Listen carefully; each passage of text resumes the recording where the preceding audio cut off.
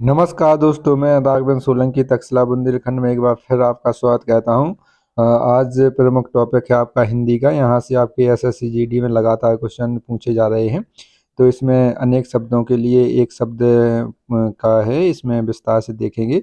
संबंधित क्वेश्चन है, यहाँ से आपके जरूर बन रहे हैं। हर शिफ्ट में कम से कम एक तो क्वेश्चन पूछा ही जा रहा है और कई बार इससे एक शिफ्ट में कई बार दो क्वेश्चन भी बन रहे हैं, तो इसको विस्तार से देखेंगे।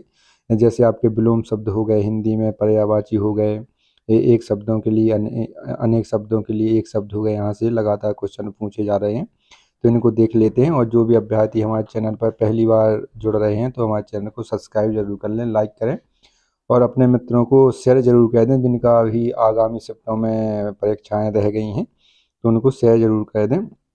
देखिए अगला पहला क्वेश्चन आ जाता है अपना, जो नियमानुकूल ना हो, जो आपका नियम से ना चलता हो या नियमानुकूल ना हो, उसको क्या कहते हैं? अनियमित। ठीक है, उसको अनियमित कहते हैं। ये आपके अनेक शब्द हो गए जो नियमानुकूल ना हो, और एक शब्द क्या हो गया इसका? अनियमित कहते हैं। अगला है जिस पर आक्रमण हो, उसको क्या कहते हैं? आक्रांत कहते हैं। जिस पर आक्रमण किए हो या एक देश दूसरे देश पर आक्रमण कर देता है, तो जिस पर आक्रमण हुआ है तो उसको क्या कहते हैं? आक्रांत कहते हैं। और अगला है दूसरों की बातों में दखल देने वाला, उसको कहते हैं हस्तक्षेप। दूसरों की बातों में दखल देने वाला उसको क्या कहते हैं? हस्तक्षेप हो जाएगा। हम आपको जल्दी जल्दी बता देते हैं ये, क्योंकि आपकी नज़र से एक बार ये गुजर जाए तो आपको पेपर में देखने में दिक्कत नहीं होगी, आराम से आ जाएंगे। और दूसरा आ जाता है, अगला है जो देने योग्य हो। कैसी कोई वस्तु है या कोई किताब है जो देने योग्य हो, एक व्यक्ति दूसरे व्यक्ति को दे सकता है, तो उसके दे कहते हैं। जैसे अनाज देना हो या पुस्तक देना है या कोई चीज़ देना हो, तो कोई देने योग्य है तो उसको दे कहते हैं। जो कम खर्च करता हो, अगला है जो कम खर्च करता हो उसको मित व्यय हो जाएगा। और जो कम खाता हो उसका अल्प खाना हो जाएगा। इसके बाद अगला है जो कर्म जीवन देने वाली दवा, जो इसको कहते हैं जिससे आपकी प्राण बचते हैं या जिससे आपका जीवन वापस पुनः जीवित हो जाते हैं, तो उसको जीवन देने वाली दवा कहते हैं। उसको क्या कहते हैं? प्राणदा। जैसे ऑक्सीजन क्या है अपने लिए? प्राणदा है। उसके अगर वो ना चले या वो ना मिले अपन लोगों को, तो उसकी मृत्यु हो सकती है। इसके बाद अगला है शंख भाव निश्चित अनुराग हो जाता है, तो उसको प्रणय कहते हैं। जो मोक्ष चाहता हो, जो या जो मोक्ष की इच्छा रखता हो, उसको मुमुक्षु कहते हैं। इसमें आपको विशेष ध्यान रखना है, इसमें आपके सभी छुट्टी की लातुर लगे हुए हैं मुमुक्षु में। यहाँ पर आपको ये ऑप्शन 4 देगा, लेकिन किसी में मुमुक्षु लिखा रहेगा, किसी में इसका बड़ा का लातुर लगा रहेगा, तो ये नहीं करना है। इसमें बिल्कुल भी ध्यान से देख के जाएं, इसमें सभी के लात आपके छुट्टी के हैं, छुटाऊ के। और अगला आ जाता है जिसे प्राण द्वारा सिद्ध ना किया जा, जिसे प्रमाण द्वारा सिद्ध ना किया जा सके। ऐसी बहुत सी चीज़ें हैं जिनको प्रमाण के द्वारा नहीं सिद्ध किया जा सकता है, एक काल्पनिक रूप में रहती हैं, तो उसे अप्रमेय कहते हैं। जिसे प्रमेय होती हैं जिनको प्रमाण द्वारा सिद्ध किया जा सकता है, और जिनको नहीं किया जा सकता है उसे अप्रमेय कहते हैं। गिरा हुआ का क्या है? पतित। मतलब पतित मतलब बहुत ही गिरा हुआ। जिसकी आशा ना की गई हो अप्रत्याशित, जिसकी आशा ना की गई हो अप्रत्याशित हो जाएगा। पृथ्वी के तीनों ओर पानी वाला स्थान उसको प्रायद्वीप कहते हैं। जैसे ये जो भारत प्रायद्वीप है, जो नीचे वाला हिस्सा है इसके तीनों ओर पानी है और ऊपर वाला भाग ये खुला हुआ है, तो इसको प्रायद्वीप, भारतीय महाद्वीप प्रायद्वीप के नाम से जाना जाता है। इस प्रकार का जहाँ भी पड़ता है उसको प्रायद्वीप कहते हैं।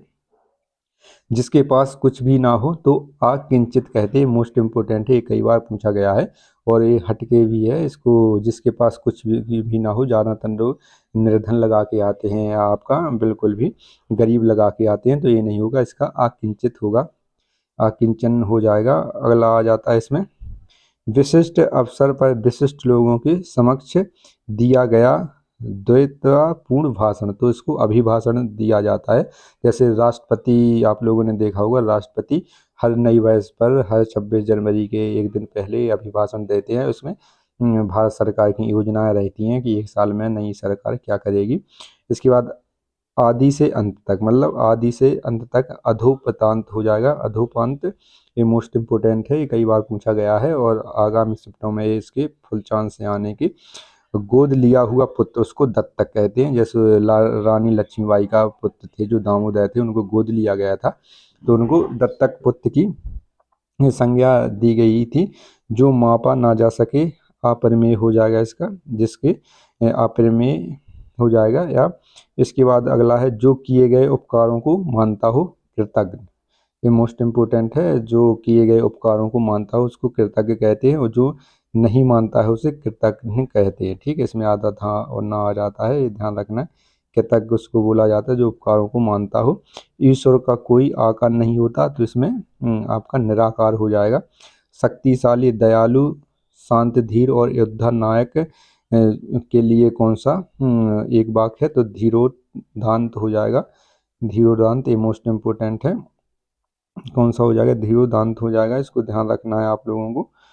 और इसमें अगला क्वेश्चन आ जाता है, कौन सा है इसमें, निराकार हो गया आपका ना। जो प्रमाण से सिद्ध ना हो सके, ये अप्रमेय हो जाएगा यहाँ पर। ये कई बार पूछा गया है, और ये आपकी आगामी जो पहले शिफ्टें हो चुकी हैं, कहीं आपके लेखपाल में पूछा गया है, कहीं आपके यूपी पुलिस में पूछे गए हैं। ये आपने जो रिपीट होकर पूछे गए वो लिए हैं हमने आपके बताने के लिए। वन में लगने वाली आग, ये बहुत ही वेरी वेरी इंपॉर्टेंट है। इसको दावा नंगली कहते हैं, और जब जो पेट में लगने वाली आग कहते हैं उसको जठरा अग्नि कहते हैं, ये ध्यान रखना है। अगला है वह नायिका जो अपने पति के परदेश में रहने के कारण दुखी हो उसको प्रसिद्ध पतिका कहते हैं। और मोक्ष की कामना रखने वाला मुमुक्षु एक आ चुका है, ये भी कई बार पूछा गया है। अगला जितेंद्रियों, इंद्रियों को जीत लिया हो जिसने उसको जितेंद्रिय कहते हैं। वीर पुत्र को जन्म देने वाली माँ वीर प्रसू हो जाएगा। और जिसका शत्रु पैदा ना हुआ हो उसका अजात शत्रु। ये डायरेक्ट क्वेश्चन बनते हैं यहाँ से आपके। जिसका उपचार ना हो सके तो असाध्य, ऐसी आपके कई प्रकार की बीमारी हैं जो असाध्य हैं, जिनका कोई इलाज नहीं है, जिनका ना कोई उपचार है, तो उनको क्या कहेंगे, एक शब्द में असाध्य कहेंगे। जिसकी कोई उपमा ना दी जा सके अनुपम हो जाएगा। जीवन जीने की इच्छा जिजीविषा, ये मोस्ट इम्पोर्टेंट है। ये शुद्ध बैठने के लिए भी कभी कभी दिया जाता है आपके लिए, तो जिजीविषा इस प्रकार से लिखा जाएगा, इसको देखना है।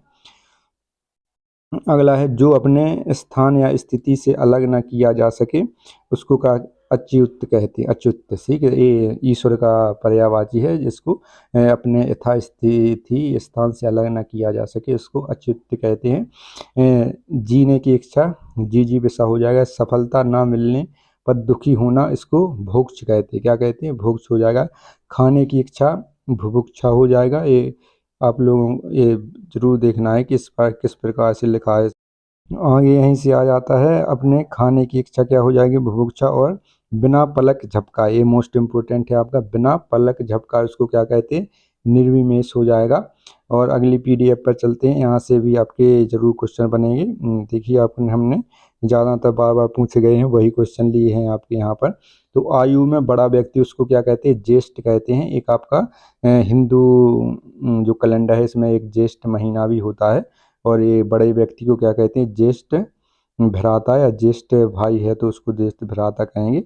आँखों के सामने घटित घटना पर विश्वास तो करना ही पड़ेगा, तो जो आँखों के सामने घटित होती है उसको क्या कहते हैं, प्रत्यक्ष। जो जैसे महाकुंभ में अभी भगदड़ मची थी तो उसमें कुछ प्रत्यक्षदर्शी थे जिन्होंने ये स्वयं देखा था, तो उसको क्या कहेंगे, प्रत्यक्ष हो जाएगा। अगला आ जाएगा, अगला कौन सा है इसमें, दोपहर के समय सालू आराम कर रही है, तो पेपर में इसी प्रकार से एक वाक्य बना के देते हैं। तो दोपहर के समय को क्या कहा जाता है, मध्याह्न कहा जाता है इसको। वैभव को उस समय विद्यालय में इम्तिहान देने वाला बनकर जाना है, इम्तिहान लेने वाला बनकर जाना है, तो उसको क्या कहते हैं, परीक्षक कहते हैं। जब आपके प्रैक्टिकल होते हैं, आपका इंटरव्यू होता है, तो परीक्षक आपका इंटरव्यू लेता है या प्रैक्टिकलों की जांच करता है। तो इस प्रकार से भी आपके वाक्य को बनाकर पूछा जा सकता है पेपरों में, तो इनको भी देख लें। जानने की इच्छा रखने वाला एक जिज्ञासु हो जाएगा। मैं जो आपके जानने की इच्छा रखने वाला क्या हो जाएगा, जिज्ञासु, मतलब उसको जिज्ञासा है कुछ चीज़ों की जानने की। अगला है जो सदा दूसरों पर संदेह करता हो शंकालु हो जाएगा। किसी विषय की पूरी छानबीन करना विवेचन, या विवेचन हो जाएगी, उसी किसी विषय की छानबीन करना सही तरीके से। इसके बाद वह वस्तु जो नाशवान है, मतलब जिसका एक सीमित सीमा है या एक समय है, उसके बाद ये समाप्त हो जाएगी या नाश हो जाएगा उसका, तो उसको नश्वर कहते हैं। वह स्त्री जिसके पति ने त्याग दिया हो तो उसको परित्यक्ता इसको कहा जाता है, मोस्ट इम्पोर्टेंट है। साहित्य से संबंध रखने वाला साहित्यिक हो जाएगा। जो सफलतापूर्वक प्राप्त किया जा सके उसको सुलभ कहते हैं। जो सरलतापूर्वक, जो आसानी से प्राप्त किया जा सके उसको सुलभ कहते हैं। और जहाँ जो कठिनाई से उसको दुर्लभ कहते हैं। जिसका अनुभव इंद्रियों को ना हो उसको क्या कहते हैं? अगोचर। जिसका इंद्रियों को कोई इसका अनुभव ना हो तो उसको अगोचर कह हो जाएगा। जो तत्काल उत्तर दे सके और देने की इच्छा रखता है उसको क्या कहते हैं? पित्तयात उत्पन्न। ठीक है, पित्तयुत मति इसको कहते हैं, जो तत्काल उत्तर देता है। जो कोई क्वेश्चन पूछा उसने तुरंत आंसर दे दिया, उसको पित्तयुत मति कहते हैं। जीने की इच्छा जिजीविषा हो जाएगा। इसके बाद अगला है एक स्थान पर टिक कर ना रहने वाला, उसको क्या कहते हैं? यायावार। जो घूमता फिरता रहता है एक जगह से दूसरी जगह, उसको एक स्थान पर मन नहीं लगता, उसको क्या कहते हैं? यायावार कहते हैं। इसके बाद अगला है पूछने योग्य। जो प्रष्टव्य हो जाएगा, जो कोई भी वस्तु है पूछने योग्य उसको प्रष्टव्य कहते हैं। इसके बाद युद्ध करने का इच्छुक। जो युद्ध करने का इच्छुक होता है उसे कहते हैं युत्सुक कहते हैं। इसको देखना है, इसको इस प्रकार से लिखा जाए, युत्सुक कहते हैं इसको। अगला आ जाता है इसमें आय व्यय के आंकड़े की जांच करने वाला अंकेक्षक हो जाएगा। रवि ईश्वर को ना मानने वाला मनुष्य, तो रवि क्या हो जाएगा? ना मानते उसको नास्तिक कहते हैं। जो मानता है उसको आस्तिक कहते हैं। उसकी आस्था रहती है प्रभु में, भगवान में या ईश्वर में। ईश्वर का कोई आकार नहीं होता तो निराकार हो जाएंगे ये। इसके बाद भारतीयों की बुरी दशा देखकर गांधी जी का मन द्रवित हो गया, तो दुर्दशा। दशा देखकर बुरी दशा हो जाए तो इसको क्या हो जाए? एक शब्द में क्या कहेंगे? दुर्दशा कहेंगे।